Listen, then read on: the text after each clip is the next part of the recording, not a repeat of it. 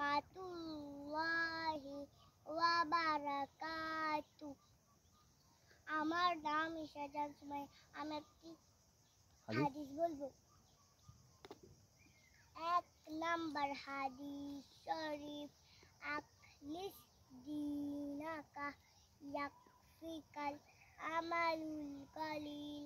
হাদিস শরীফের অর্থ, তোমার ঈমানকে খাঁটি করা অল্প আমলি নাজাতের জন্য যথেষ্ট হইবে।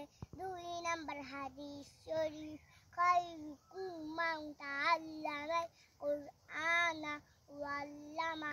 হাদিস শরীফের অর্থ, তোমাদের মধ্যে সর্বোত্তম ওই ব্যক্তি যে কোরআন মাজিদ শিক্ষা করে এবং শিক্ষা দেয়।